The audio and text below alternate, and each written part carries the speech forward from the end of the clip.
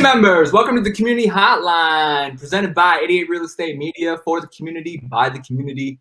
Today we have community member Mina. Why don't you introduce yourself? Hi everyone, my name is Mina Yasuda. I am in mortgage. I know, very exciting in the local Orange and LA County area. Awesome. Thank you for joining us today. Let me ask you, let me tell you the rules real quick for the hotline. It's a kid-friendly show. There is no cursing. If you do curse, you will get a first strike. Twice, you'll get a second strike, and 3 strikes, and you are out. So far, we haven't had to do that to anybody yet, but just wanted to let you know rules of the game. Let's dive into the first topic then, which is money. So, what is money? Where does it come from? How do you make it? Why don't they teach it in school? So I'm not going to talk about the in-depth actual printing of money and how everything works in that aspect, because I think we'll be here for hours. But money, so are you asking more so personal experience? I guess just random general thoughts? Yeah, let's say you're let's say you had let's say you were volunteering at a high school and a little high school kid came up to you and was like, Mrs. Mina, what is money?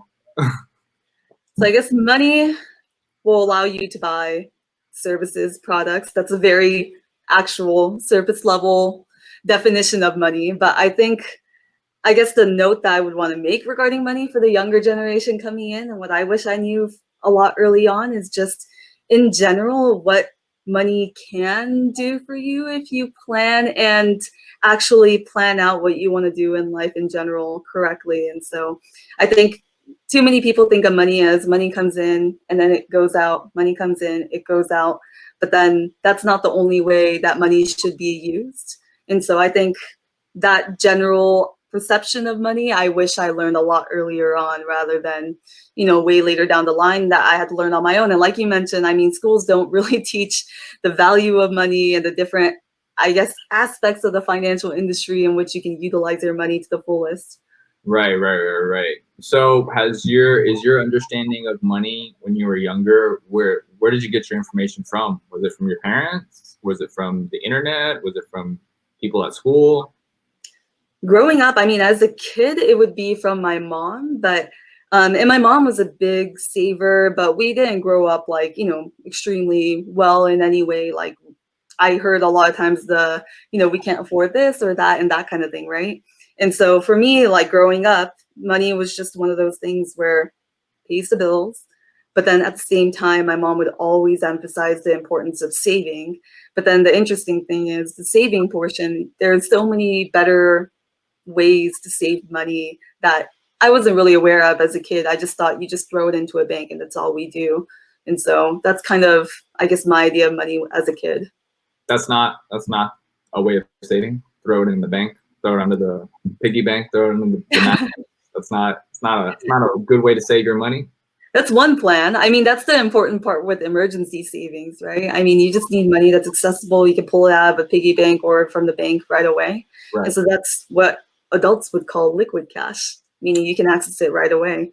But I guess the different vehicles I'm thinking of more so, like the whole idea of investing and that kind of thing, like the word investing was so confusing to me. I was like, what the heck does that even mean? Like, what does it mean to have your money grow for you? Like, literally, it made no sense to me until way later down in life. And so I think that kind of aspect of it, I would encourage, I guess, the education system in general to start educating kids on that a lot early on, because it can be actually a pretty simple concept, but we just don't understand it until we get to the point where we're like, oh, wow, we are adults now. What do we do?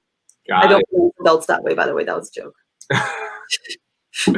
Tell us, what was the defining moment in your life when your understanding of money had changed? So it would be for me when I entered the industry I'm in now. So as a mortgage advisor, I'm analyzing and reviewing everybody's finances and determining what they would qualify for, or what program would fit with them for a mortgage, right? And mortgages are a loan to buy a home. And so in order to qualify for a mortgage, I need to review everything: credit, debts, income, just the past history of all of it. And so when getting into the industry, and at the time I was still going to college when I entered mortgage industry. And so being around like a 19-year-old starting to work on these loan files, I'm becoming a lot more keen to, okay, like how families are doing their finances and the big disparity in which, I guess how much savings a certain family should have or shouldn't have. And I guess as a kid, again, the whole naiveness of, oh, I'm sure every family has some emergency savings or every family has this, but then you realize, or I came to realize during that time that like that's really not the case.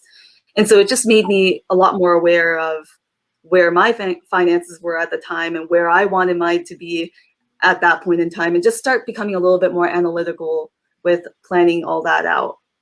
Got it.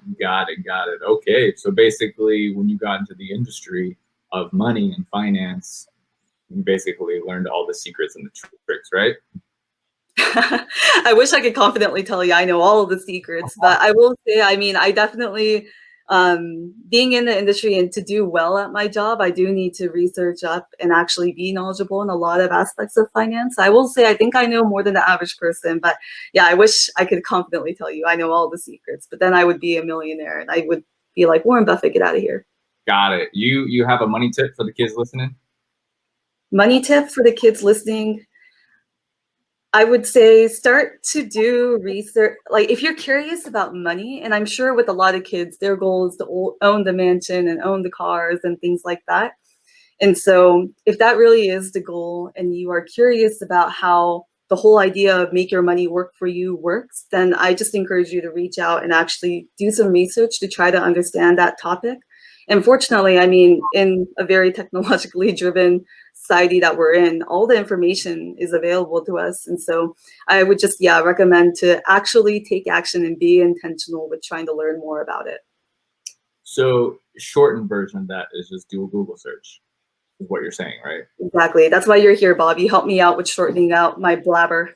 You heard it here, folks. Mina, wise advice for the money tip.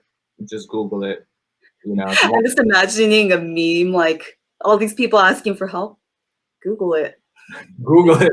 How about this? Let's get more in depth then. If you were to start back in high school, let's say a kid just turned 18, right? And then they got, what is that word I'm looking for? Innuated.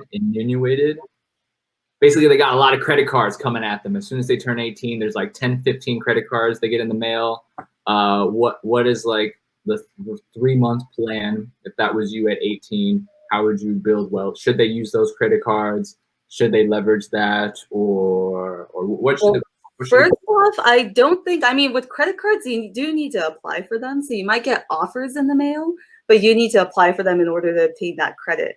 But what I would say as a tip, if you've never used a credit card before, there's two very bad, like completely two different spectrum opinions surrounding credit cards. And one aspect of it, some people are like, credit cards are bad, never use them, don't ever get into credit cards, it will be the death of you. And then the other side is the extreme of using it too much and acting like that credit line that you're being offered is money that you have, which that's not the case either. And so I guess my recommendation would be, if you're going to be getting credit cards, and you should get credit cards, by the way, because one of the big aspects of determining your credit score, which I'm sure you've at least heard some aspects about that, and the credit score, in order for it to go up, they're going to take into account the average amount of years that you've owned your credit. And so that means that if you started having a credit card, that means you're starting your credit history and you're showing the bureaus that you're a responsible credit user. And the bureaus are the people who actually determine what score you're going to get. And so if you start it at a much earlier age, then a lot sooner, if you start at 18 and then you hit 25, for example, you're going to have a lot more of a credit history compared to 23, 25, that's only 2 years. And so your credit score is not going to be as good. So I guess simplifying it, definitely get a credit card, but make sure only use what you have. Only use the amount that you could pay off every month. The important thing is to begin using the credit, but you don't have to use, and I encourage you not to use all the way up to the max limit you're being offered. just think of it more of a strategic vehicle to start building credit. So how I started using my credit card when I first got a credit card, like around, like maybe just when I entered college, was I designated it for boba, literally. I mean, I would buy boba, and whenever I buy boba, I mean, typically before I would charge on a debit card, but then now I would take that credit card that I got and pay for the boba. And so I felt comfortable that way because I'm like, I know exactly where my money is going every month with this credit card. And I was nervous about getting a credit card, but it's helpful to at least get your foot started or in the door, I guess, of earning credit and having credit history if you can designate it for one expense. Got it. What if your local boba shop was offering a credit card?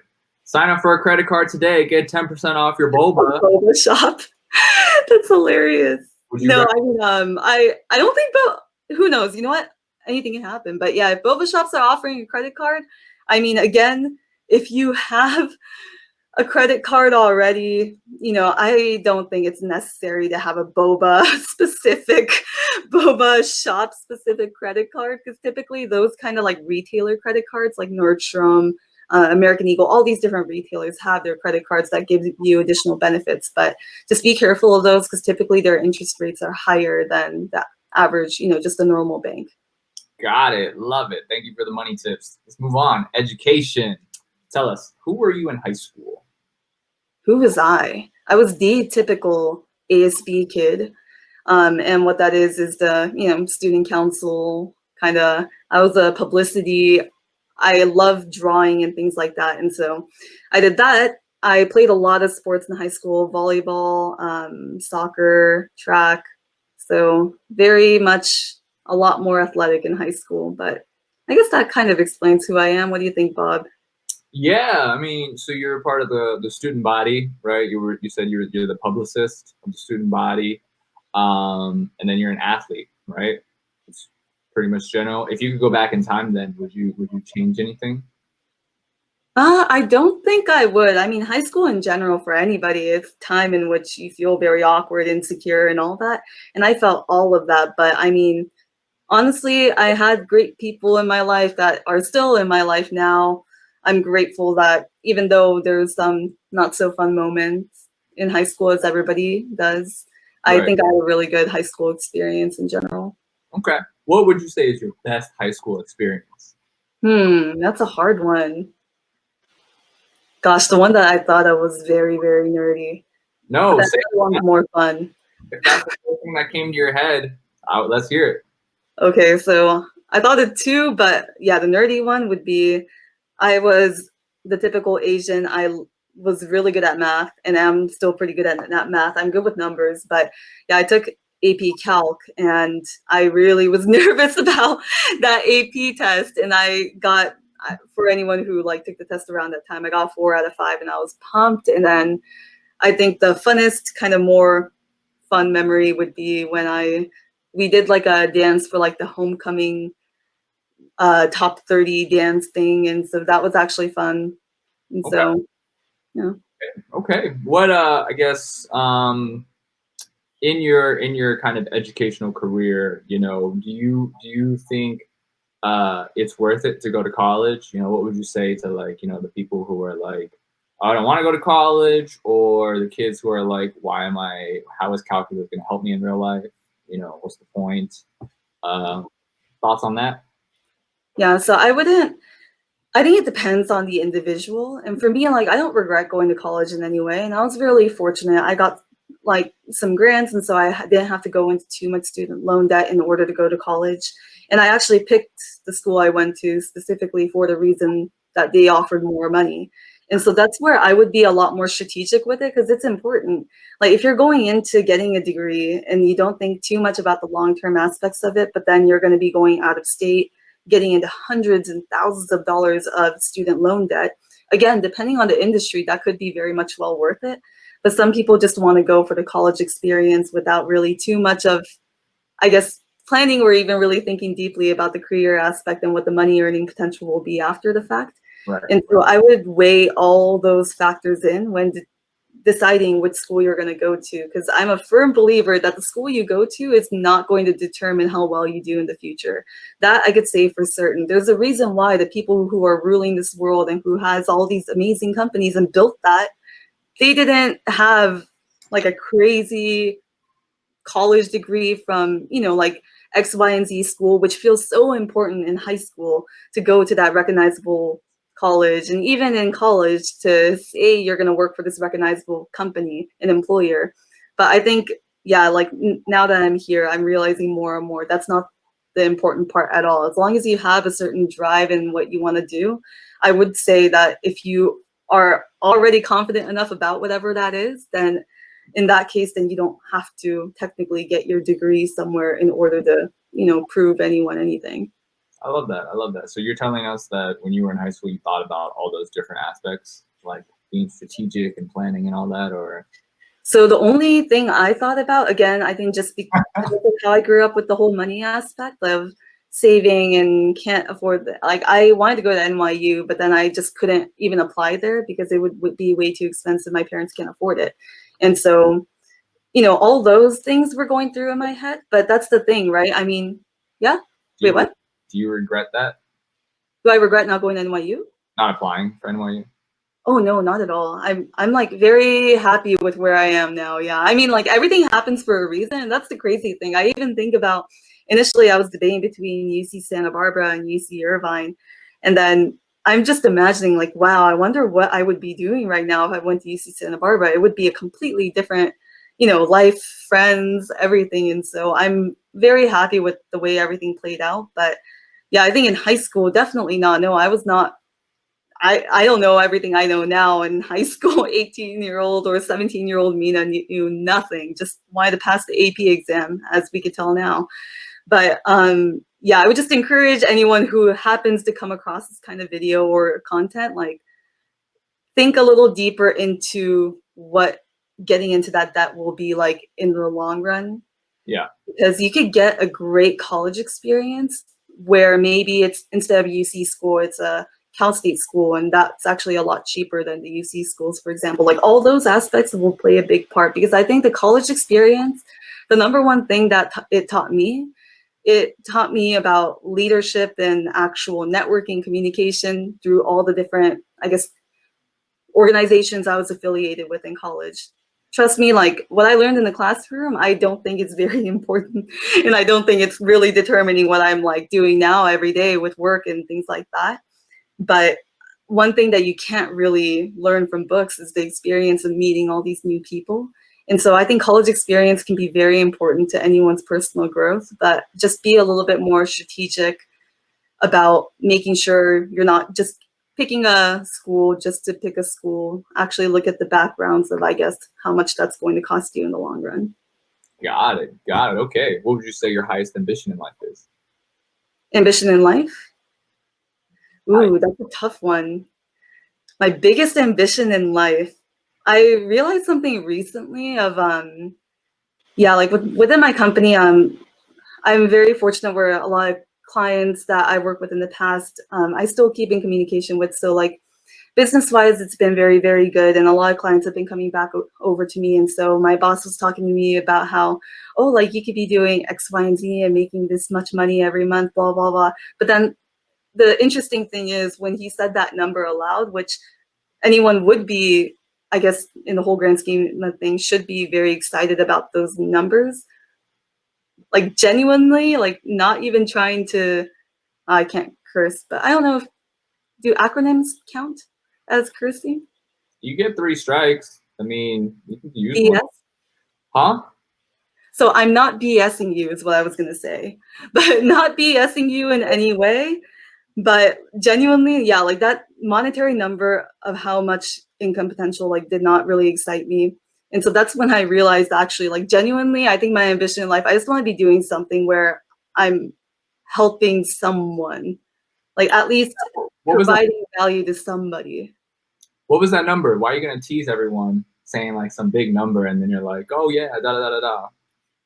I guess it's hard to understand like the different numbers unless you're in the different industries. But yeah, like, okay, like let's say like 40 grand a month, blah, blah, blah. And I'm like, okay, But then, yeah, again, like that's when I realized like my fulfillment level is not determined by how much money I'm making. I'm like, of course, if it leads to that, that's great. But at the same time, like literally, like in that moment, that didn't excite me in any way. But what does excite me is when I get off the phone with the client or a Zoom meeting or in-person meeting, and then they leave feeling like they gained a whole set of knowledge that they didn't think they had before. You know, that feeling I would do over like tenfolds over, I guess, that monetary number that my boss is mentioning. But you still haven't mentioned what your biggest ambition is. Is it just helping people? Is that what you're I trying just to want, yeah, like literally my biggest ambition is to build something on my own where hopefully I can, I guess, to build a company basically, whether it be a mortgage, I don't know, but it's one of those things where I just want to make sure I'm providing value to a lot of people and figuring out how to scale that and how to, I guess, hire the right people and finding the right people to grow that value proposition with that's helping somebody. And so I am very passionate about finances. And so if I had to pick my biggest ambition, it would be to have some kind of platform or some kind of idea in which I could help a lot more people manage their finances correctly from a much earlier age. Got it. I love it. I love it. Cool. Let's move on to our last topic, which is entertainment. Let's start off on a light note first. What have you been doing to entertain yourself during this COVID-19? Yes, so luckily, I mean, without the commute times of anything, I mean, I'm working from home. I have now come to realize and remember that I have hobbies outside of mortgage and work, which, trust me, for a little while there, I was just really consumed with work and super busy. So that's all I was thinking about every day. And so with the extra time I have, and now I can't go out or anything, in a way, the very small silver lining, I was able to, yeah, just rediscover my hobbies, which is playing guitar, and I've been playing soccer a lot. Nice. I love it. Playing guitar. Yeah, so I mean, I went all in. I like bought a new guitar. I've been eyeing that guitar for like 10 years too, and so I finally pulled the trigger on it. So it's been a lot of fun. Nice, nice. I love it. I love it. Okay. So kind of entertainment wise, I know a lot of people are always I guess this kind of intertwines between entertainment and education, but I think a lot of kids these days they struggle with dating. You know, I think it's different than when our parents grew up. I mean, That's for sure. yeah, I mean, with the whole like online dating and then ghosting and all this, you know, what has your experience been like? What was dating like for you in college and in high school? So I am not too keen on the dating scene in high school, college, that kind of thing. I mean, I've been with the same guy now since high school junior year. And so I've never really dated much at all. I mean, before him in high school, I had another boyfriend, but maybe 3 months. And then, yeah, after that, it's been same guy, never dated elsewhere. So from what my friends tell me, though, it seems like a very, very difficult place to be in with all the applications. Okay, well then, since you've been in a long-term relationship, then how do you keep the spark alive? You know, what would you say to other people who've been in a long-term relationship since high school? You know, what are the struggles and like, you know? Yeah. So, I mean, with any couple, I think even whether it's 7, 9, 10, or even 1 year, I mean, some couples experience it a lot earlier on. But to keep that, I think it's just a matter of making sure you're still constantly thinking about different things you can do for the other individual to make them happy and smile, and actually having the feeling of wanting to do that. Because people always talk about the honeymoon stage, and I get it, I get the aspect of it, but I really don't think that should be the excuse of why someone doesn't do anything for another individual anymore, or the other way around. It has to be coming from both sides, and it has to also come from a place of wanting to do that. And I think, maybe I'm a romantic at heart, but I do genuinely believe that with the right person, you're gonna have that feeling of wanting to do something for that person, even though a lot of time has passed and your quote unquote, honeymoon stage has ended. Got it. Do you feel like in the future, women are gonna step up to the plate and start asking guys out and asking them to get married? Do you ever see that happening? What are your thoughts on that? I actually have. I mean, I've heard that it's been happening more and more lately, but I don't know. It's kind of interesting because I think about me, for example, and I'm very much, like I could do everything on my own. I'm very independent and, like, oh yeah, girl power. Like I'm all about that. But then at the same time, it's interesting how when it comes to dating or when it comes to engagements and things like that, I'm weirdly old fashioned in a way where I would like the guy to take the initiative on it. Because part of, I think, what a lot of girls will find guys attractive for is having confidence, right? And that's definitely one for me too. And so I think when a guy is gonna go up to you and ask you out, and not in like a creepy, like, girl, let me dance with you, or like just grinding up on a girl at a club without even asking, not like that, but then to have the guts and courage to go up to a girl and let her know, like, hey, I'm so sorry to bother you, but I just thought you were really beautiful. I love your smile. Do you want to dance with me? Like, or even just making that comment. I promise you, for the right girl who is logical thinking, like, I think she would respect the crap out of that. We're gonna play a we're gonna play a chord. There you guys go. Yeah, I genuinely believe it though. I'm like, honestly, like, yeah, I think the confidence part is what girls are drawn to. And so I guess going back to your question culturally, yes, I think it will increase the amount of girls asking the guys out. But at the same time, I think generally a lot of girls like the confidence aspect. And I think it shows a lot when you have the guts to ask a girl out. I love it. I love it. I wasn't laughing at you. I was just, I'm used to you laughing at me, so it's okay. yeah, no, I like that you were able to say that to the audience, because I think there's a lot of awkwardness, with guys. I think it's kind of difficult to be a guy right now, with the whole like Me Too movement and like all this consent, and a lot of guys, they don't really know that line between confidence and then pushy. But I mean, Yeah, no, I could see how it's really difficult too. But yeah, I think it's just trying to find that perfect medium between confidence and then also common sense. Like, don't be the guy who's like, hi, hey, hello. Do you get my messages? Why aren't you replying? Hello. Like, get the just get the hint, get the message.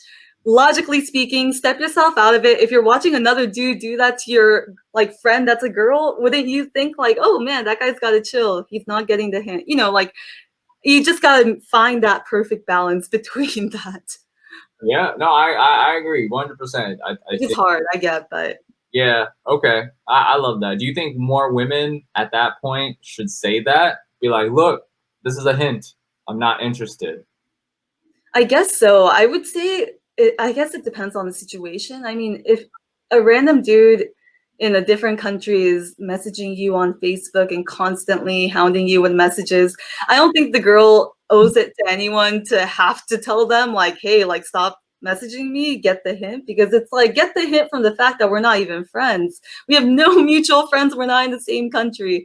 So I think, in that situation, I don't think girls have to be obligated to have to reply to that and let them know of that. But I do agree that, for a lot of other situations where maybe, the guy's kind of getting friend zoned or maybe he thought it was going somewhere. And I have seen even within my friend groups of girls leading a guy on in a way because they like the attention, which is so messed up and it's so frustrating. And I get frustrated whenever I have to hear about it. But yeah, like things like that, I think definitely girls have to get over it and let them know you're not interested in them in that way, and so they can move on because maybe the girl's the one who keeps constantly throwing in a couple of flakes of a potential romantic connection and then being like, oh no, we're just friends. Like that's the girl's fault too.